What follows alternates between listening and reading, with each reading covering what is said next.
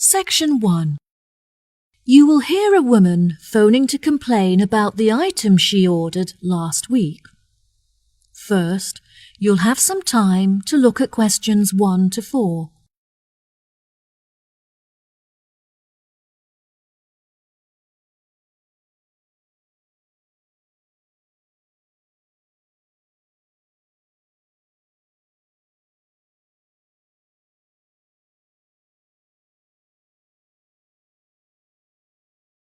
You will see there is an example that has been done for you. On this occasion only, the conversation relating to this will be played first. Hello, you are through to the complaints department at Clifton Antiques. Before we begin, I'll just need to take a few details from you. Is that okay? Yes, of course, no problem. Okay, can I please have your full name? My name is Anna Lumley. That's Anna, L-U-M-L-E-Y. Right. The name is Anna Lumley, so Lumley has been written in the space. Now we shall begin. You should answer the questions as you listen, because you will not hear the recording a second time. Listen carefully and answer questions 1 to 4. Hello, you are through to the complaints department at Clifton Antiques. Before we begin, I'll just need to take a few details from you. Is that okay? Yes, of course, no problem. Okay, can I please have your full name? My name is Anna Lumley. That's Anna, L-U-M-L-E-Y. Right, and could you give me a contact number which we can use to reach you during the week? My mobile phone number is 077876345. Okay, great. How can I help you today, Anna? I ordered a large number of items from you last week on the 20th of February and was expecting them to be delivered on the 27th. However, only half of the shipment has arrived. I just want to make sure that they haven't been lost in transit. Right, okay. I'm sorry for the inconvenience. Let me track the parcel and see if I can find out when you should expect to receive the rest of your items. What did you list as the delivery address? I arranged for the parcel to be delivered from your warehouse on Ardale Road to my work address at 235 Ackendale Road. What was it, sorry? 235 Ackendale Road. A-K-E-N-D-A-L-E.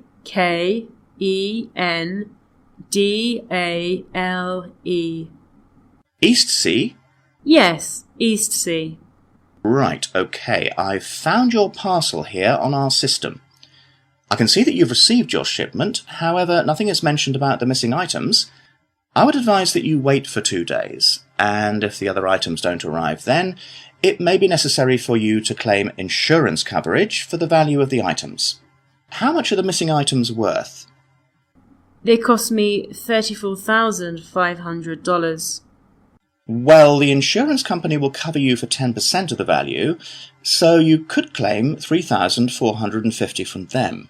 Just fill in the form on our website, and when the loss is confirmed, you'll receive the money within 1 week. We will refund the rest of the money to you within a month, so you won't suffer a financial loss. That sounds fine. Before you hear the rest of the conversation, you have some time to look at questions 5 to 10.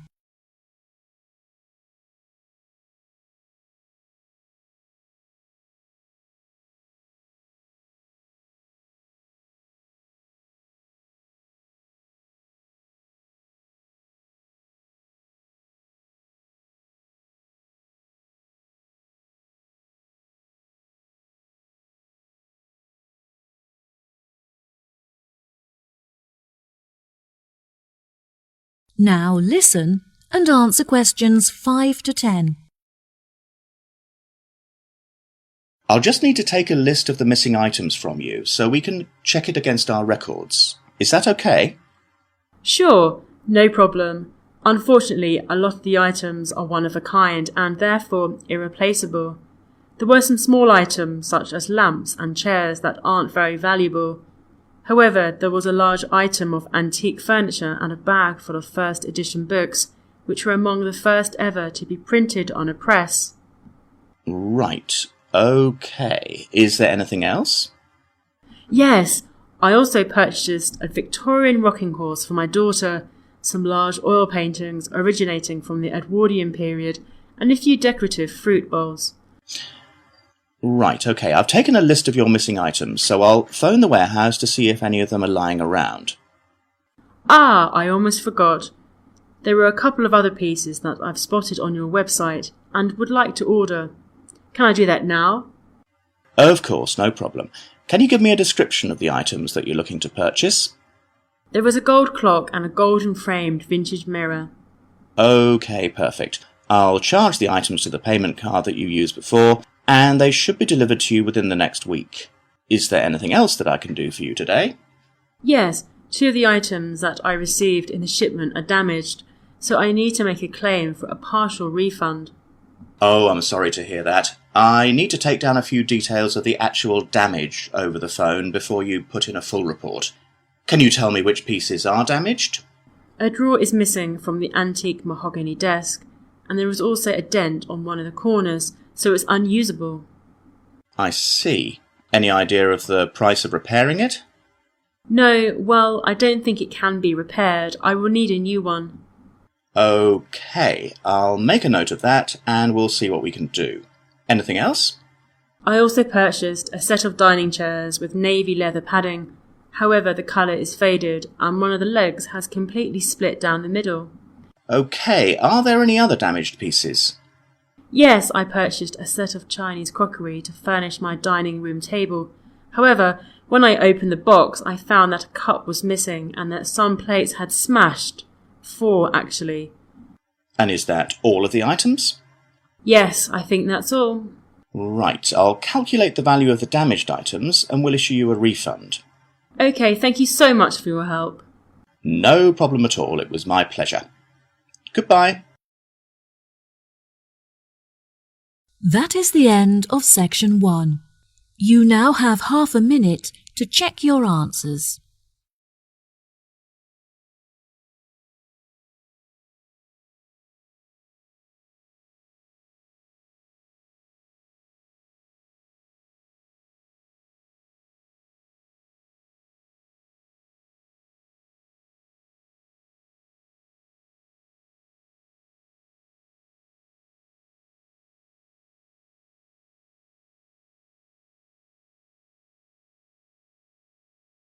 Now turn to section Good morning, 2. everyone. Thanks for coming here and welcome to your induction day at Papyrus Warehouse. I am Patrick Stanley. I am a human resources assistant and I am going to provide you with some procedures you should follow while working at Papyrus Warehouse. Before commencing work, you should have your ID card done. It is not just a document but it's your company identification card. This is mine and your card will look like this one. There's your name, photo and unique barcode number. I'd like you to come to the HR department now so that you can have your ID cards. Please have the following to hand: your passport or driving the following to hand, your passport or driving license. As soon as you are called, show your document at the cashier's window and have your photo taken there. Right, now we are ready to start. As I said earlier, this card is of great importance here. It is your identification, so you should be very careful with it. Please do not leave it lying around. If a problem arises in the till and your card has been swiped, you are in big trouble. Well, when you arrive at Papyrus Warehouse, you should use your ID card to clock in and you can use it to clock out at the end of your shift. If you work in the retail department, you can use it to open the till and cash up. If you work in the stock room, you should use the card at a till when you do a stock take. You are responsible for all transactions that are carried out in your name. So, please make sure that you do not leave the till drawer unattended. If you have to go somewhere else, make sure that you close the till drawer and log out of the system. This card is also used for paying for lunch and snacks in the staff restaurant. You can insert £1 or £2 coins in the machines available on the 3rd floor. If you'd like to buy a soft drink or a cake, you can give your card to the cashier, or a cake, you can give your card to the cashier and she will swipe it. Your card will be charged straightway. It is like a debit card. Let me also give you some good news: lunch is free in the busiest days, including the first week of each month. However, the cashier will still have to swipe your card so that the system can record the lunch break. Now let us talk about your belongings. Personal belongings such as handbags and mobile phones cannot be taken to any department. Your belongings must be left in the lockers provided in the male and female changing rooms. They are located on the ground floor. We recommend that you switch off your mobile phones as no one can answer them while they are ringing anyway. Having said that, you can check if you've got any messages or missed calls during your coffee break. Finally, a few words about your uniform. If you work in the stock room, you are provided with 2 plain white shirts and 2 pairs of black trousers.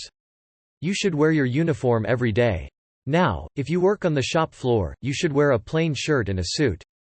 Women are asked to wear daytime makeup and have clean fingernails. They may use nail polish but clean fingernails. They may use nail polish, but it must look fresh and neat. Now, let us move on to the safety rules and procedures. You will hear a conversation between 2 students, James and Kate, talking about their studies and part-time jobs. First, you'll have some time to look at questions 21 to 25.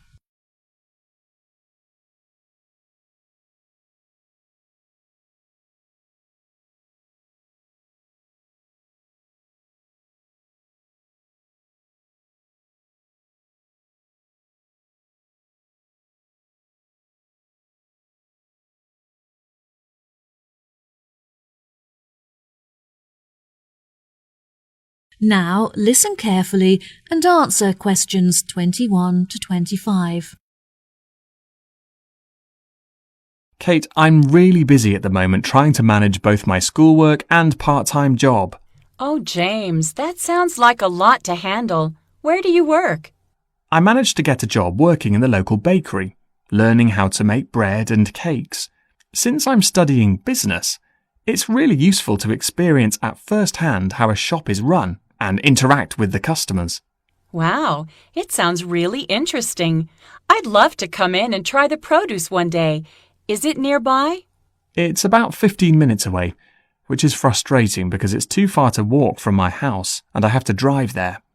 Despite the commute, my tutor recommended it to me as it's renowned in certain circles for being a very well-run and successful business. Is it a part of the Kingfisher Bakers chain?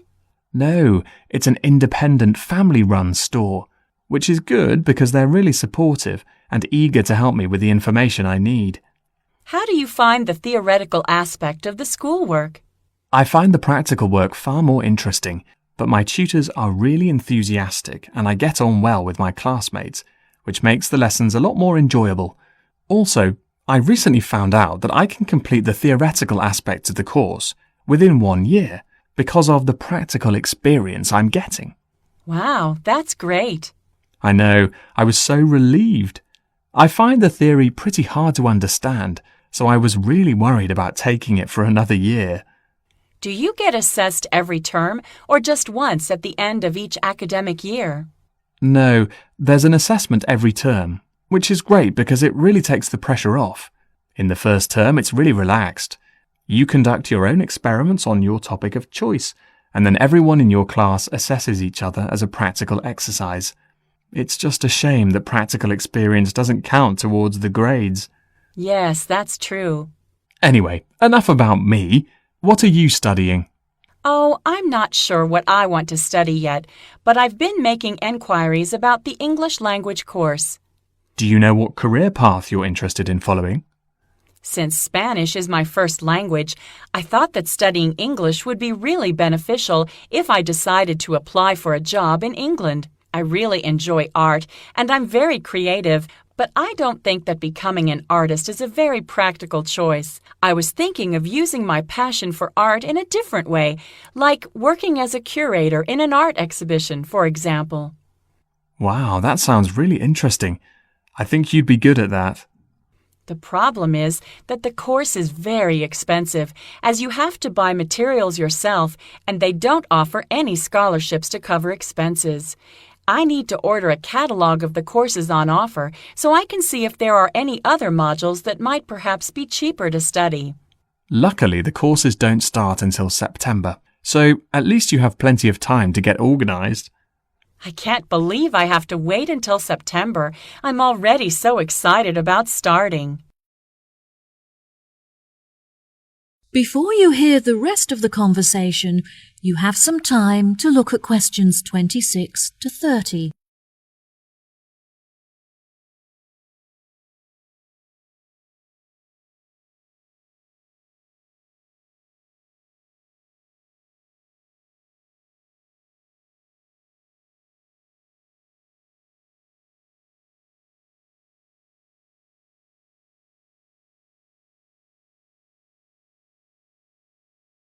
Now listen and answer questions 26 to 30. What other art-focused modules could you choose from?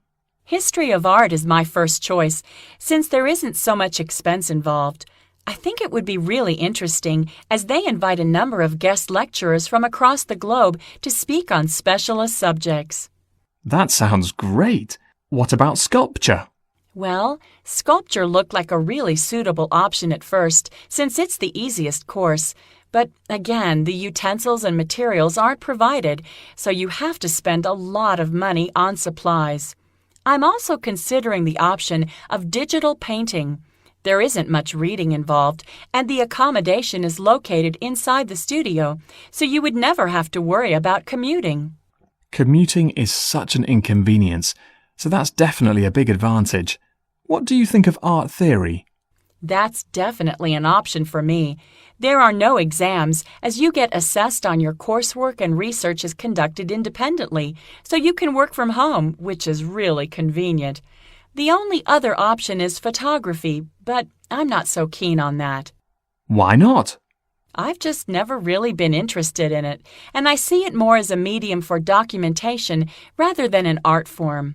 You're also required to buy one of those really expensive cameras with a digital display and micro-focus capabilities, which I can't afford.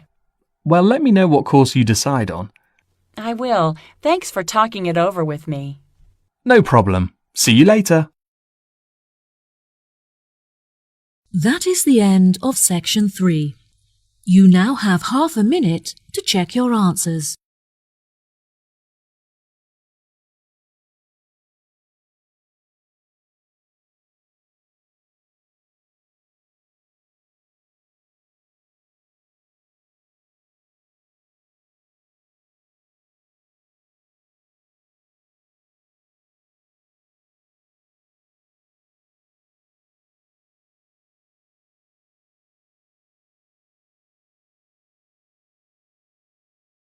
Now turn to section Good evening, 4. everyone. In today's lecture, we shall consider the relationship between global warming and endangered species. As you know, Earth's temperature has risen steadily over the past 150 years. It is estimated that the surface temperature increased by 1.4 degrees Fahrenheit in the last 100 years. However, 2/3 of the increase occurred in the last 30 years. It is terrifying, isn't it? The causes of global warming can be divided into two categories: natural causes and man-made causes. An example of natural cause is the methane emission from Arctic tundra and wetlands. It is estimated that Arctic wetlands release between 30 million and 100 million tons of methane gas every year. However, the most disastrous damages are caused by human activity. Let us consider the release of methane gas in coal mines, for instance. A quarter of all methane is stored on the land surface. As men are digging the earth, they are releasing the methane gas into the atmosphere. You are also methane gas into the atmosphere.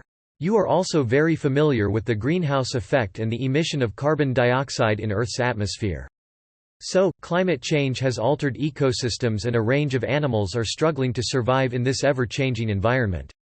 A report has been published by the International Union for the Conservation of Nature (IUCN), and it describes 9 endangered species: the emperor penguin, whose breeding areas are diminished by the destruction of its natural habitat and the possibility of food shortages; krill is deprived of its shelf ice; ringed seals, which will have to raise their pups further north where there is ice; the Arctic fox is being threatened by the red foxes.